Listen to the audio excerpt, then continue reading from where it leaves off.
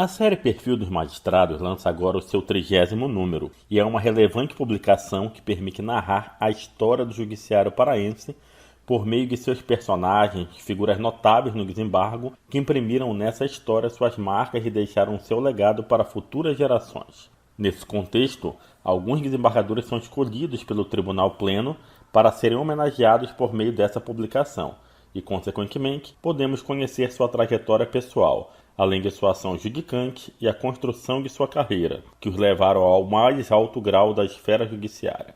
A homenageada, Maria Angélica Ribeiro Lopes Santos, natural de Tucuruí, no Pará, nasceu em 4 de janeiro de 1948. Filha mais nova de 3 irmãos e com imenso desejo de se dedicar aos estudos e à saúde de seu pai, mudou-se para a capital paraense, vindo a trabalhar como professora para ajudar nas despesas de casa. Maria Angélica passou no vestibular para o curso de Direito na Universidade Federal do Pará, e pouco tempo depois de sua conclusão de curso, foi nomeada como pretora do então Termo Judiciário Anexo de Jacundá, 1976, hoje comarca. Com os desejos de alçar voos mais altos e de se dedicar à magistratura, tornou-se juíza de direito em 1979, na comarca de Óbidos, exercendo sua atividade judicante em vários municípios do interior do Pará. Em 1990, chegou à capital como juíza da 7ª Vara Criminal e se tornou juíza corregedora nos anos de 2000 e 2001. Casada com o senhor José Júlio Rodrigues dos Santos, teve 2 filhos, Ana Raquel Lopes dos Santos Miranda e Júlio César Rodrigues dos Santos, que, emanados pelo orgulho e admiração, sempre estiveram ao seu lado, apoiando e compreendendo suas ausências em prol da magistratura paraense.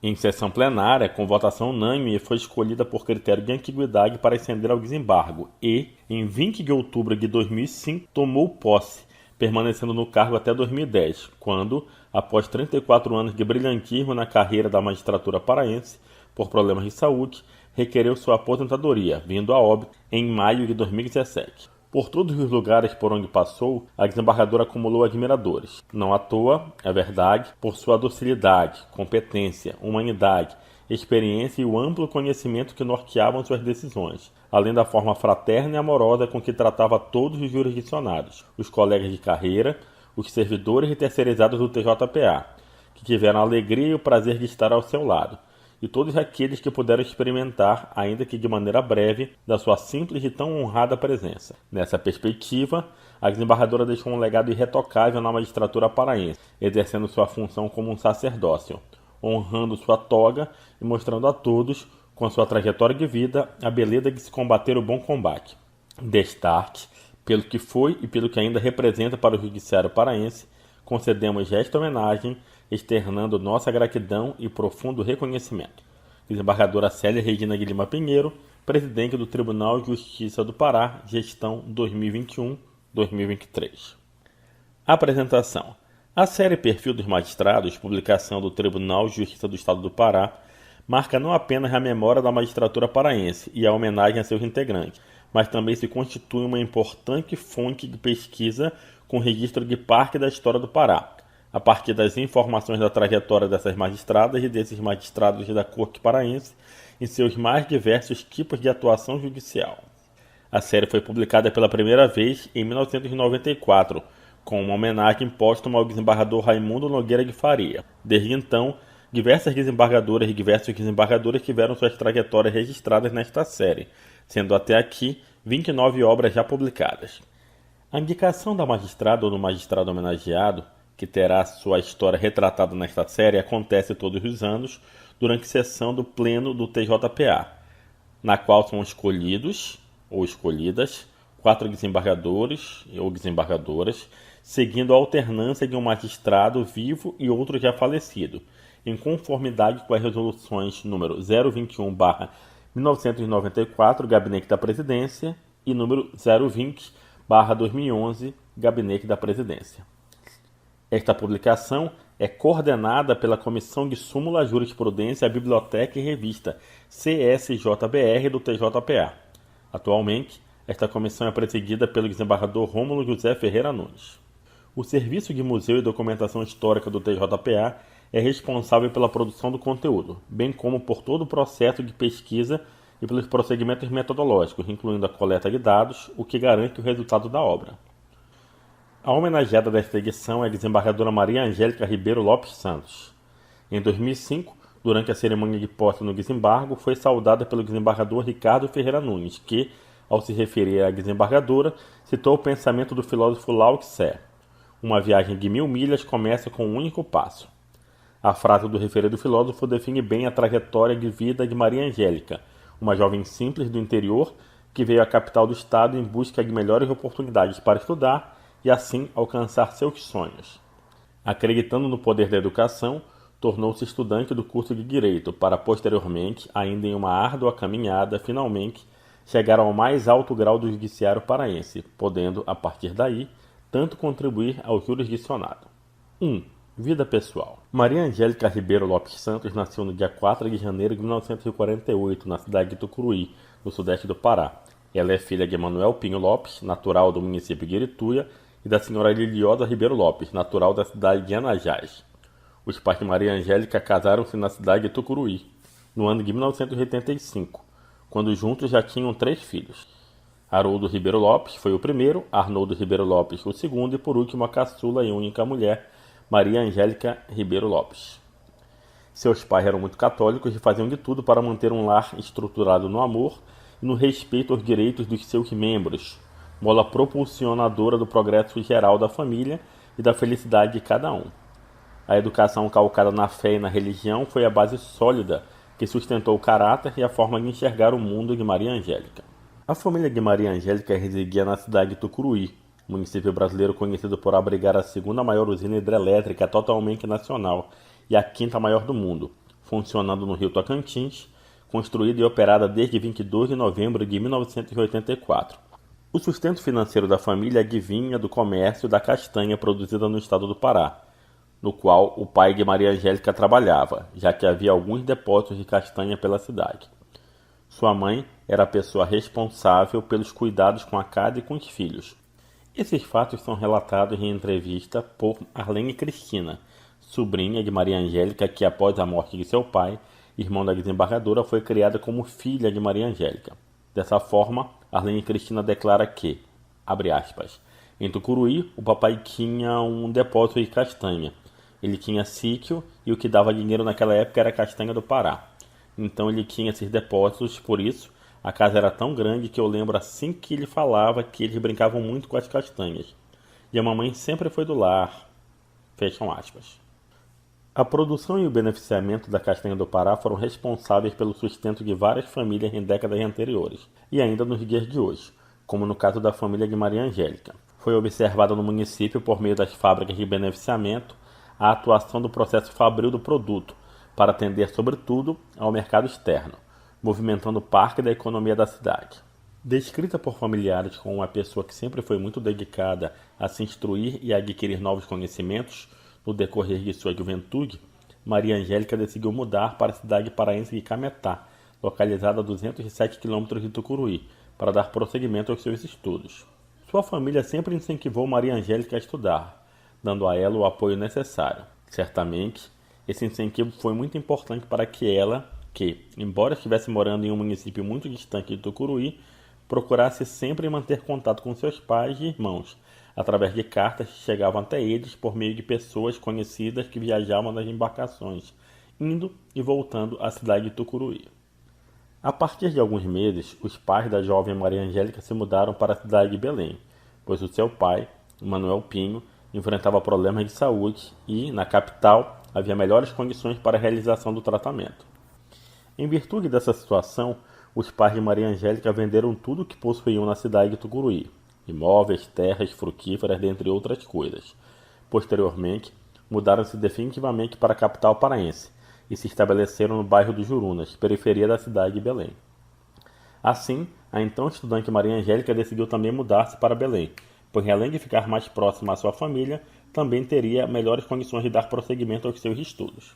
Já morando na cidade de Belém, estudou no tradicional Instituto de Educação do Pará, IEP, fundada em 1871, a antiga Escola Normal, uma das instituições de ensino mais antigas do Brasil e a segunda mais antiga do Pará, ficando atrás apenas da Escola Estadual Parque Carvalho.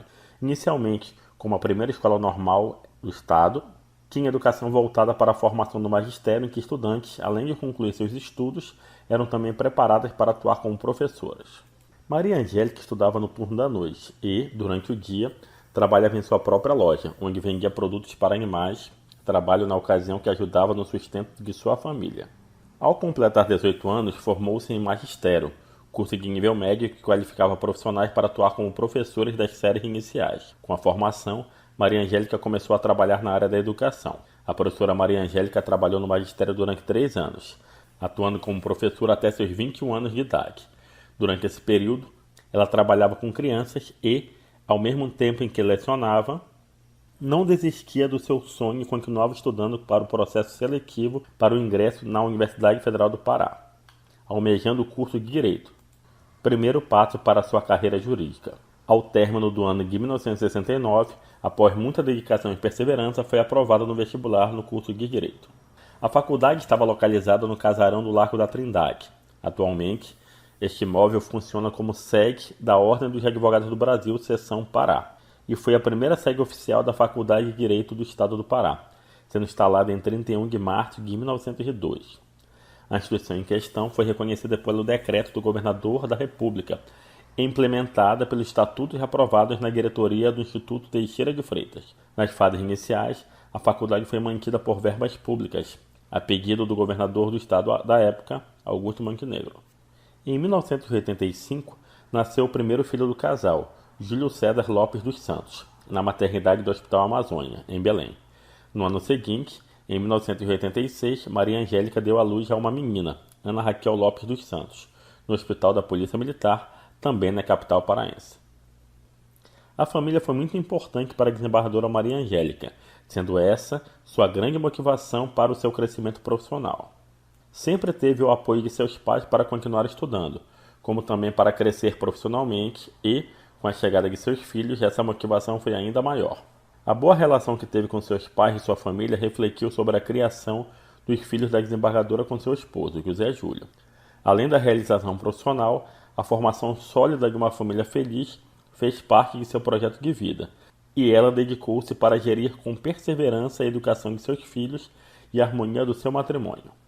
Assim como sua família, a fé também esteve presente na vida da desembargadora. Católica e devota de Maria Santíssima, sempre demonstrou sua devoção. Era descrita por parentes e amigos como pessoa dedicada à sua religiosidade, serva e temente a Deus. Seja nos dias bons ou em dias em que se apegar à fé, era o que lhe trazia alívio e conforto. E assim, a fé foi essencial em sua vida, e quando já estava no cargo de desembargadora, teve que enfrentar mais um desafio, ao descobrir a existência de um câncer. Foi diagnosticada com mieloma múltiplo, câncer de um tipo de células da medula óssea chamadas de plasmócitos, responsáveis pela produção de anticorpos que combatem vírus e bactérias. Iniciou tratamento e acompanhamentos médicos, chegando a realizar transplante de medula óssea na unidade de transplante de medula óssea, na Santa Casa de Misericórdia, em São Paulo. Sua fé e sua família foram seu maior apoio nesse momento delicado, somado às orações de amigos. Sobre esse período de descoberta do mieloma múltiplo e o tratamento, sua sobrinha, Arlene Lopes, declara que esteve ao lado da desembargadora em todo o processo de tratamento, relatando, abre aspas, "Não tem como falar dela sem falar da pessoa de fé que ela era. Eu acompanhei minha tia nos últimos dias da vida dela. O transplante que ela fez, eu me mudei para São Paulo. Olha que eu me considero uma pessoa de fé, mas eu nunca vi uma pessoa com tanta fé. Titia tinha um câncer chamado mieloma múltiplo, que é um câncer que, desde o primeiro momento que a gente descobriu, a gente já sabia que não tinha cura. Ela fez um transplante, mas para ter um tempo maior de vida, uma qualidade de vida, mas não cura. E assim, o médico deu 5 anos e ela viveu quase 10. Nesse processo todo de transplante, era um processo muito dolorido. Eu nunca vi a titia aborrecida, ou a minha tia dizendo, por que isso está acontecendo comigo? Ela sempre dizia para mim assim, eu sei que Deus tem alguma coisa boa para mim, senão ele teria me dado um câncer. Em todas as fases de sua vida, a desembargadora contou com o apoio da sua família, sendo sempre de suma importância para conseguir lidar com as lutas diárias. Assim, enfrentou a doença com esperança e agarrando-se à sua fé, crendo que tudo na sua vida acontecia por um propósito divino. Mesmo em meio às circunstâncias, ela não desanimou. Lutava com bravura, não reclamava e assim mantinha-se na luta contra a doença. Após anos da luta contra o câncer, a desembargadora Maria Angélica foi a óbito no ano de 2017. Durante sua trajetória profissional, exerceu com primor a magistratura e deixou uma enorme lacuna nos corações daqueles que a conheceram e puderam desfrutar de seu saudável convívio. Maria Angélica era conhecida por ser uma magistrada que não deixava que o orgulho lhe tomasse conta. Mulher simples, com o poder de servir a todos, tentava ser o mais justa possível. Pedia a Deus que a concedesse discernimento e sabedoria para mediar quaisquer circunstâncias, aplicando a lei de forma igualitária e justa. 2. Vida profissional. A desembargadora Maria Angélica começou a trabalhar muito jovem por sempre se preocupar com o sustento de sua família. Dessa forma, sua trajetória a levou a percorrer profissões na área das vendas, da educação, até chegar à profissão que ela mais almejava. Tal trajetória de vida trouxe fatos importantes que deram subsídios para que ela pudesse alcançar seu grande objetivo, a carreira jurídica. 2.1. Antes da magistratura. Ao concluir os estudos no Instituto de Educação do Pará, começou a atuar como professora e, em 17 de maio de 1966, foi nomeada para o cargo na Escola Estadual Arthur Porto, localizada na capital do estado do Pará, no bairro do Jurunas, onde trabalhou no cargo de professora até 25 de outubro de 1967.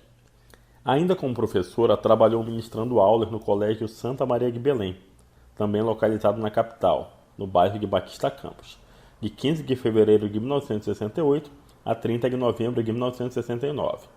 Vale ressaltar que ambas as escolas ainda estão em pleno funcionamento, até a publicação desse perfil. Após concluir o curso de Direito na UFPA, atuou como advogada, segundo o registro da OAB, de 20 de março de 1974 a 8 de setembro de 1976. Em 26 de dezembro de 1975, por decreto governamental, foi nomeada ao cargo de adjunto de promotor público do termo SEG da cidade de Tucuruí, pelo Ministério Público, tendo assumido o cargo no dia 27 de janeiro de 1976 e sendo exonerada, a pedido, no dia 11 de agosto do mesmo ano. 2.2. A magistratura. Maria Angélica deu início à magistratura através da pretoria, sendo nomeada como pretora do termo judiciário de Jacundá, cidade localizada no sudeste do Pará, pertencente à comarca de Tucuruí, onde nasceu e viveu boa parte de sua juventude. A nomeação ocorreu no dia 11 de agosto de 1976, tendo assumido o cargo no dia 9 de setembro do mesmo ano. Contudo, a magistrada foi então removida pelo critério de antiguidade para o termo judiciário de Garapé-Miri, ainda na mesma comarca, tendo prestado afirmação e assumido o cargo no dia 9 de agosto de 1979. Após ter sido aprovada no concurso público para juíza de direito, com lotação na comarca de Óbidos, foi nomeada no dia 27 de setembro de 1979 e assumiu o cargo no dia 23 de outubro de 1979, no qual permaneceu até 16 de março de 1981. Na mesma cidade, atuou como juiz eleitoral na 22ª Zona, de 23 de outubro de 1979 a 29 de dezembro de 1981. Então, por um decreto governamental de 8 de outubro de 1982, através da Portaria 023, de 14 de janeiro de 1983, foi lotada na primeira vara da comarca de Bragança, cidade no interior do estado, onde também exerceu o cargo de diretora do fórum da referida comarca. No ano de 1990, foi promovida para a comarca da capital, onde assumiu o cargo de juíza de direito da 7ª Vara Penal da capital, em Belém. 2.2.1 O desembargo. Pelo quesito da antiguidade, conforme o ato judicial 139/2005, SG, após 29 anos de atividade, a magistrada Maria Angélica Ribeiro Lopes Santos, juíza de direito titular da 19ª Vara Penal da capital, ascendeu ao cargo de desembargadora do Egrégio Tribunal de Justiça do Estado do Pará, no dia 20 de outubro de 2005, aos 57 anos de idade. A então magistrada tomou posse no cargo em uma sessão solene realizada no prédio SEG da Justiça no Estado, plenário do desembargador Oswaldo Pojucam, cuja abertura foi realizada pelo presidente do TJPA, o desembargador Milton Augusto de Brito Nobre. Em seu discurso de posse, ela falou sobre o primeiro senso de valor da sociedade, a justiça, que nasceu da preocupação do homem de solucionar conflitos, tendo compromisso com a verdade. Falou do papel do desembargador frente aos desafios propostos pela sociedade, que vive em constante transformação, exigindo daqueles que exercem o cargo uma postura crítica. A seguir, a transcrição do discurso proferido pela desembargadora Maria Angélica Ribeiro Lopes Santos, durante a solenidade em que foi empossada no desembargo. Abre aspas. Em momentos como estes, flertando um pouco com a filosofia, penso que a justiça foi o primeiro senso de valor da humanidade. Isso porque o homem tem em si uma constante preocupação com a verdade, uma incessante busca em solucionar conflitos de forma mais equânime possível. E certamente é esse compromisso com a verdade que originou a tortuosa, mas relevante e nobre função de julgar. O magistrado, diante do desafio da nobre tarefa que abraça, através dela tenta, em cada linha escrita, em cada página virada de um livro, em cada momento insone, fazer o melhor àqueles que esperam a sabedoria e o equilíbrio de Salomão. Tenho certeza de que, dos ombros da humildade, da simplicidade, do trabalho, é distribuída a justiça, sem traço divino, mas com transparência e sensatez. Quando assumi as funções judicantes, há 29 anos, as relações jurídicas não se manifestavam tão complexas. Notadamente, com o avanço da sociedade, assumimos a obrigação tão gratificante quanto exaustiva de renovar conceitos, aprimorar conhecimentos, pois cada vez mais o cidadão brasileiro exige uma postura crítica dos magistrados, respostas céleres e dinâmicas. A garantia dos direitos subjetivos e individuais está nas mãos dos magistrados, em especial neste momento histórico, diante do quadro escabroso que se delineia, não apenas na política, mas em outros setores públicos. A sociedade reclama um poder judiciário revigorado, fortalecido e cada vez intimorado. Afinal, citando Cícero, os magistrados são a lei falante e as leis os magistrados mudos. O momento histórico do poder judiciário hoje é de intensa transformação. Não temos mais um judiciário preocupado apenas com questões individuais, mas um poder para servir a todos, caminhando com as preocupações públicas, com os anseios de todas as camadas da população. Cada vez mais, o magistrado é visto como um agente social, e não apenas um mero aplicador das leis. A própria evolução das questões sociais, políticas e econômicas passou a exigir dos juízes uma constante atualização e reflexão acerca da interpretação das normas, pois hoje não basta uma leitura fria da lei. O que se exige de um operador do direito é uma completa interação com as expressões sociais e o compromisso com suas responsabilidades constitucionais. O juiz é um construtor de opiniões e, dessa forma, acaba por ser o alvo de exigências, já que o povo espera que possamos preencher o vácuo da moralidade e da ética deixado por outras instituições. É certo que do procedimento íntegro de cada juiz depende a respeitabilidade da justiça. Acredito que, apesar das intempéries, o Poder Judiciário dispõe dos mecanismos para cumprir sua função estabilizadora, como mediador, como um fator de reconstrução teórica e de conscientização, como garantidor das prerrogativas da cidadania e senhor de uma postura autônoma e dinâmica, apenas vinculado às regras constitucionais e à ordem jurídica estabelecida, sempre sob uma análise crítica e participativa. Espero que sempre seja esta a trajetória do Poder Judiciário, de crescente maturidade e respeito ao bem comum, em especial o Poder Judiciário paraense, que está se redimensionando e buscando soluções eficazes para as necessidades básicas dos jurisdicionados. É a resposta mais incisiva ao clamor público, à ação, e tem sido esse o ponto de partida desse honrado tribunal. Mas, nesta ocasião, culminante da minha carreira, reconheço que não conseguirei chegar até aqui sozinha, e o momento é mais propício para homenagem e agradecimentos a muitos que contribuíram para que este momento acontecesse. Agradeço em primeiro lugar a Deus, meu bom pastor, sempre insistindo em me conduzir para a margem de águas tranquilas, mesmo que a liberalidade conduza meus pés por caminhos diferentes. A grande Mãe de Deus, Maria Santíssima, pela proteção e intercessão maternas, por todas as bênçãos divinas, e suplico que me concedam sempre discernimento, serenidade e sabedoria para aplicar a lei de forma igualitária e justa.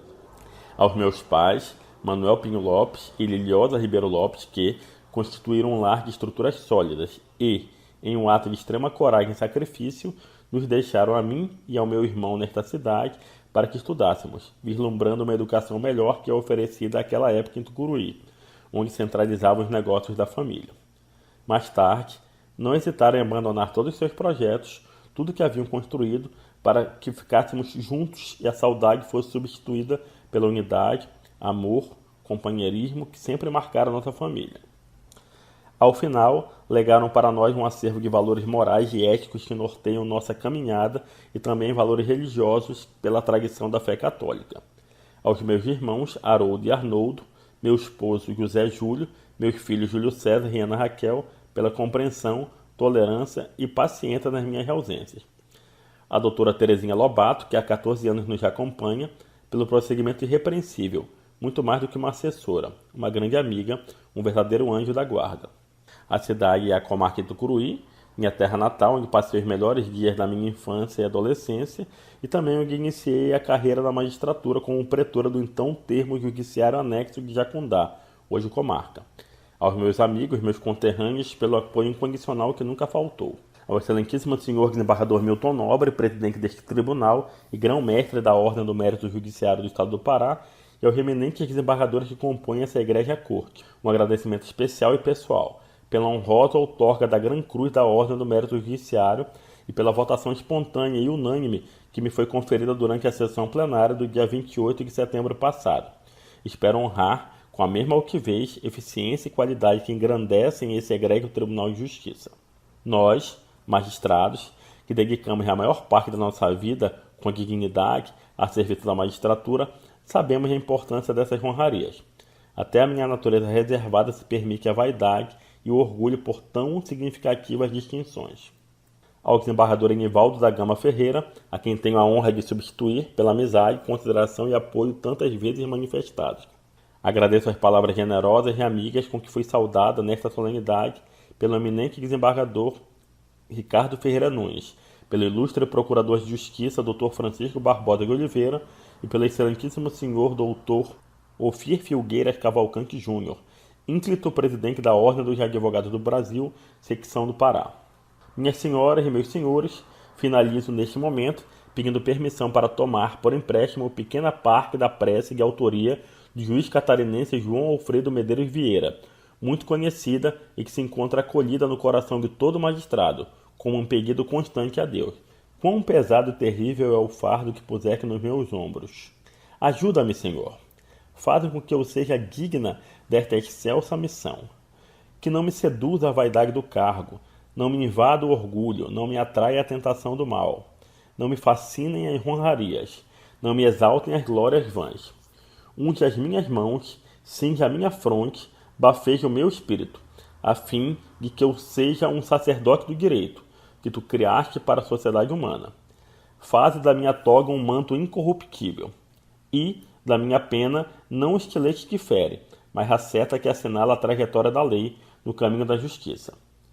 Muito obrigada. Fecham aspas. Em seu discurso, a desembargadora também agradece aqueles aos quais, segundo ela, foram essenciais em sua trajetória profissional. A desembargadora foi definida pela sua sobrinha e assistente de gabinete como uma profissional que se dedicava ao jurisdicionado e que muito contribuiu para a justiça e possuía uma boa relação com aqueles que com ela tiveram oportunidade de trabalhar. Elaine Barros declara, abre aspas, a desembargadora Maria Angélica eu descreveria principalmente como uma pessoa extremamente humana, uma pessoa que se dedicava ao jurisdicionado, que trabalhou muito por longos anos, extremamente honesta, e muito amada por todos os colegas. Ela exerceu a profissão com muita humanidade, muito mesmo, e contribuiu significativamente para a justiça. Fecham aspas. Durante os anos em que atuou no desembargo, Maria Angélica demonstrou empenho e tratava a todos com educação. Definida como uma pessoa organizada, Maria Angélica exigia compromisso daqueles que com ela trabalhavam, sempre priorizando os jurisdicionados. A desembargadora costumava respeitar rigorosamente as horas de trabalho dos servidores, buscando que fossem horas de produtividade para não extrapolar seus tempos dedicados ao expediente. Sobre o dia a dia no gabinete, a sua assessora e sobrinha lembra de uma situação especial que compartilha de forma carinhosa. Diz respeito a um certo dia em que, ao se ausentar de sua mesa, onde recebeu os advogados, a desembargadora Maria Angélica resolveu sentar-se em seu lugar. Nesse momento, um advogado chegou até ela reclamando da demora da liberação de um processo. dizendo de forma muito ríspida que queria falar com a desembargadora responsável pela ação. Sem saber que já estava falando com a magistrada, o advogado foi recebido com toda educação e calma, e a desembargadora respondeu que ele seria atendido e queriam lhe ajudar a resolver seu problema. Foi quando a assessora retornou e a desembargadora pôde voltar ao seu gabinete. Neste momento, o advogado percebe o equívoco cometido. Elaine Barros conta com mais detalhes a história, lembrando, abre aspas, eu sentava em uma mesa da frente, eu era assistente de gabinete e recebia todos os advogados no gabinete. E um belo dia, eu fui ao banheiro e quem sentou na minha mesa foi ela. E um advogado chegou muito chateado e estressado por causa de um processo dele. E começou a apontar o dedo para ela, dizer que o processo dele estava com muito tempo no gabinete, que era uma irresponsabilidade, que ele queria falar com a desembargadora. Já estava falando com ela sem saber. E ela, com todo o jeitinho lindo e maravilhoso que tinha, levantou da mesa e disse só um momento, que a gente vai tentar lhe ajudar. Veio para o gabinete dela, sentou, nesse momento eu cheguei, eu estava voltando do banheiro e ela me chamou e disse, pode ajudar o senhor? E quando ele viu aquela situação, ele ficou numa situação, né? E até hoje a gente diz que ela não tinha nenhum tipo de vaidade pelo cargo que ela exercia, e isso é uma prova muito grande. Os relatos de familiares demonstram, entre outras coisas, que a desembargadora Maria Angélica não possuía vaidade pelo cargo que exercia, sempre tratando a todos com educação, humildade, simplicidade, compromisso e responsabilidade na sua dedicação ao trabalho, demonstrando ainda grande habilidade no trato com as pessoas. A desembargadora Maria Angélica atuou no mais alto grau do judiciário paraense por 5 anos e, por problemas de saúde, teve que se aposentar antes do período desejado. Portanto, no dia 7 de abril de 2010, a desembargadora Maria Angélica Ribeiro Lopes Santos aposentou-se através da portaria 0824/2010 do Gabinete da Presidência, após 44 anos, 8 meses e 18 dias de contribuição. Desses, 34 anos de serviços prestados aos jurisdicionados.